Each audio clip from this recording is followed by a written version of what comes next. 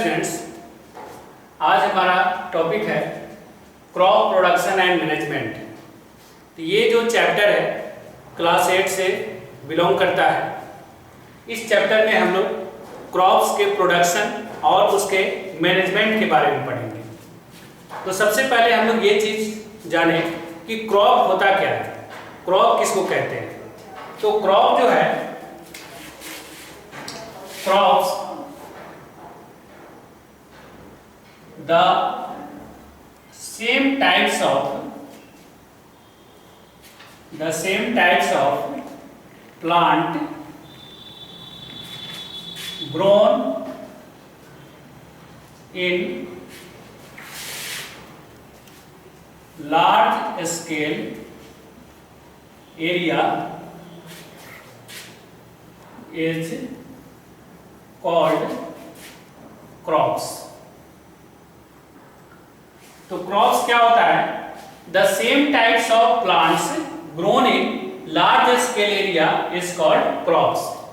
इसका मतलब यह होता है कि जब हम एक ही प्रकार के पौधे को बहुत बड़े पैमाने पर लगाते हैं, बहुत अधिक संख्या में लगाते हैं, बहुत विस्तृत क्षेत्र में उस पौधे को ग्रो कराते हैं, तब जो है हम उसको क्रॉप कहेंगे। एग्जाम्पल के लिए, जैसे कि आपने गेहूं का खेत देखा होगा, तो गेहूं का जो खेत होता है उसमें आप देखते होइएगा कि उस खेत में सिर्फ और सिर्फ गेहूं के पौधे ही रहते हैं। उसमें क्या रहेगा? सिर्फ गेहूं का पौधा, दूसरा कोई पौधा इसमें आपको देखने को नहीं मिलेंगे। तो यहाँ पर एक ही टाइप के पौधे आपको देखने को मिल रहा है और बहुत अधिक संख्या में, बहुत अधिक नंबर में ये पौधे आपको देखने को मिल रहे हैं, एक बड़े एरिया में आपको देखने को मिल रहा है। तो ये जो गेहूं का पौधा हुआ, ये हमारा क्या कहलाएगा? क्रॉप कहलाएगा। उसी तरह से आपने धान का खेत देखा होगा, तो धान का जो खेत होता है उसमें बहुत सारे धान के पौधे, यानी पैडी जो राइस होता है, उसके आपको पौधे देखने को मिलेंगे। तो यहाँ पर धान का जो पौधा है पैडी का, वह बहुत अधिक संख्या में है और एक बहुत बड़े क्षेत्र में इसको ग्रो कराया जा रहा है। तो ये जो है, ये हमारा क्या कहलाएगा? ये हमारा क्रॉप कहलाएगा।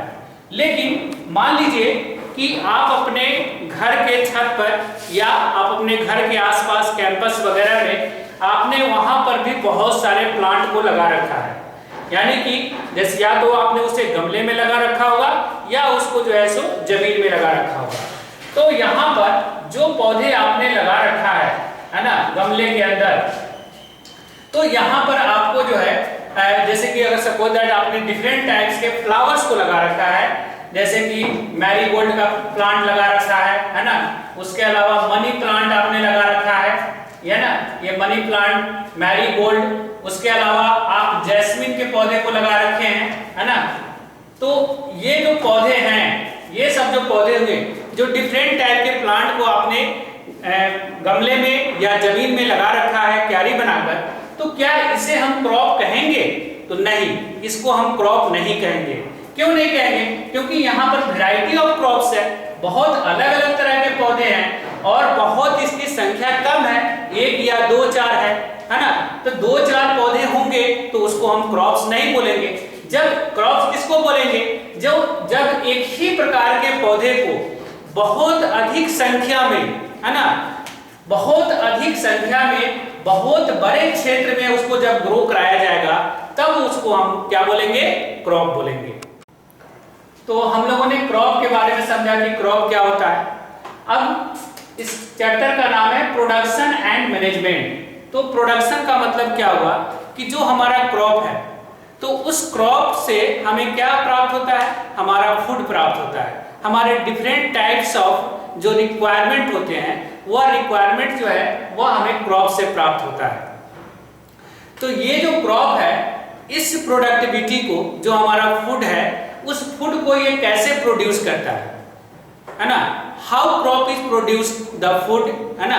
तो फूड को ये कैसे प्रोड्यूस करता है, उसके क्या स्टेप्स है, उसमें कौन सा हम लोग टेक्नोलॉजी का इस्तेमाल करते हैं, क्या उसका मेथड है, इन सब चीजों के बारे में हम लोग यहाँ पर स्टडी करने वाले हैं इस चैप्टर में। तो क्रॉप प्रोडक्शन एंड मैनेजमेंट, जो क्रॉप के द्वारा प्रोड्यूस किया जा रहा है, जो भी प्रोडक्टिविटी प्रोड्यूस किया जा रहा है, जैसे मान लीजिए कि क्रॉप से हमें फूड प्राप्त हो रहा है, तो उस फूड को हम कैसे मैनेज करेंगे, उसका मैनेजमेंट क्या होगा, उसका रख रखाव क्या होगा, उन सब चीजों के बारे में भी हम लोग यहाँ पर स्टडी करेंगे। तो अब यहाँ पर एक क्वेश्चन और राइज हो जाता है कि दिमाग में आता है कि why we study this chapter, हम इस चैप्टर को क्यों पढ़ रहे हैं, इसको पढ़ने से हमें क्या फायदा मिलने वाला है ना।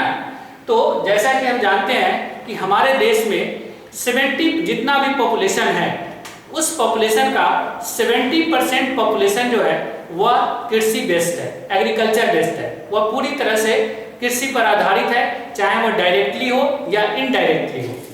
तो 70% population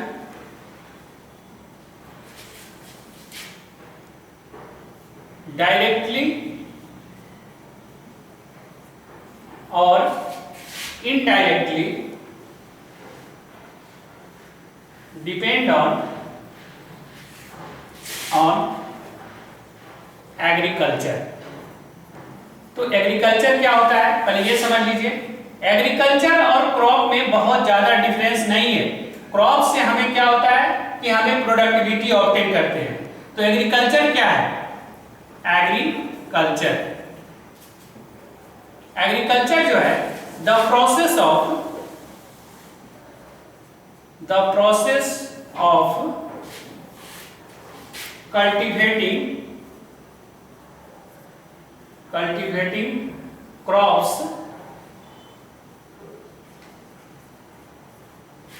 cultivating crops is known as agriculture.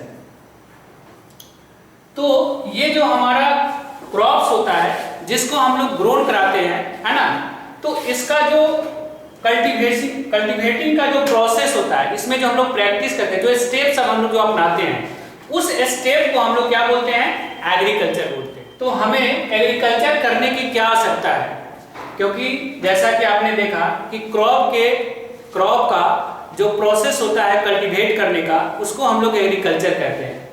तो हम लोग को क्या जरूरत है कि क्रॉप को हम कल्टीवेट करें, अर्थात एग्रीकल्चर करें, इसकी आवश्यकता क्या है। तो चूंकि जैसा कि हम जानते हैं कि क्रॉप से हमें क्या मिलता है, फूड मिलता है।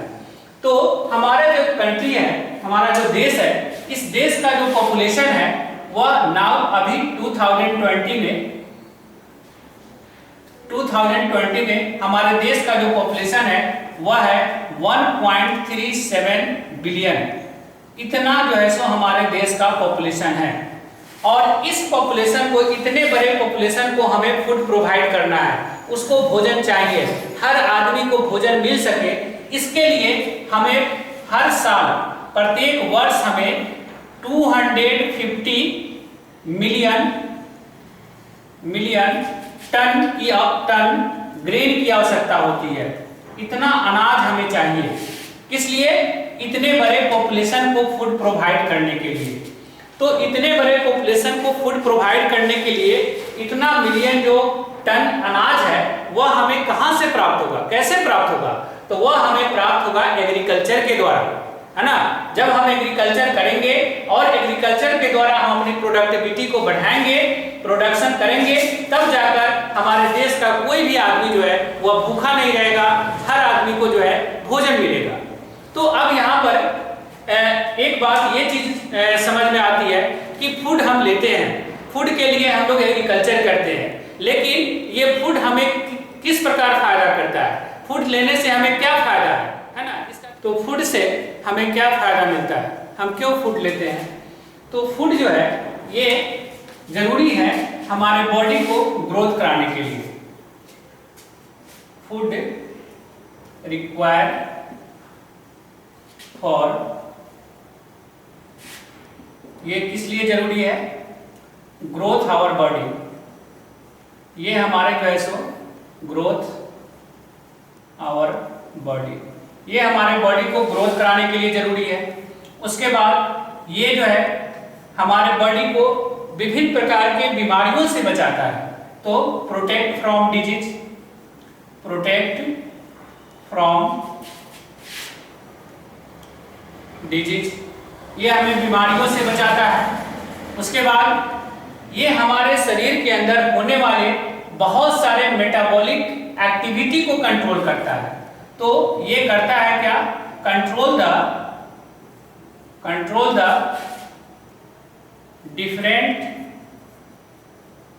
Different type of metabolic activity, ये बहुत सारे एक्टिविटी को कंट्रोल करता है। उसके बाद फूड से हमें और क्या फायदे होते हैं, तो फूड हमें एनर्जी प्रोवाइड करता है। तो ये जो है प्रोवाइड द एनर्जी, ये हमें क्या करता है, एनर्जी प्रोवाइड करता है।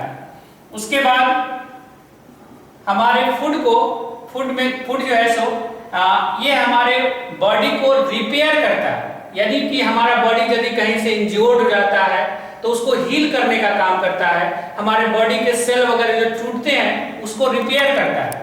तो repair and heal to our body, है ना। तो ये सब जो है सो इन सब कामों को करने के लिए फूड की जो है सो हमें आवश्यकता होती है। अगर हम फूड नहीं लेंगे तो हमारा बॉडी जो है सो पूरी तरह से एक्टिवेट नहीं हो पाएगा, पूरी तरह से हेल्दी नहीं रह पाएगा, हमें एनर्जी नहीं मिल पाएगा। तो इन सभी चीजों को फुलफिल करने के लिए हमें फूड की आवश्यकता होती है।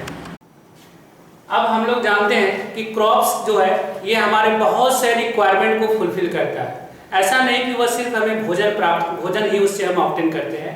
सिर्फ फूड के लिए हम जो है एग्रीकल्चर नहीं करते हैं, बहुत सारे दूसरे रिक्वायरमेंट को भी पूरा करता है। जैसे कि हम जो कपड़े पहनते हैं वह भी हमें जो है प्लांट से ही प्राप्त होता है ना। जो फाइबर क्रॉप्स होते हैं जहाँ जिससे हमें फाइबर मिलता है और उससे हम थ्रेड बनाते हैं, थ्रेड से हम कपड़े बनाते हैं। बहुत सारे मेडिसिनल प्लांट होते हैं जिससे जो है सो डिफरेंट टाइप की दवाइयाँ बनती है। बहुत सारा जो प्लांट को हम क्रॉप कराते हैं इसलिए ताकि उससे हमें टिम्बर प्राप्त हो, लकड़ी प्राप्त हो। और उस लकड़ी का इस्तेमाल जो है सो हम लोग डिफरेंट टाइप के फर्नीचर को बनाने में करते हैं। जो आप मेज, चेयर, टेबल, ये सब जो आप देखते हो जो लकड़ी का बना होता है वह जो है सो टिम्बर से हमें प्राप्त होता है।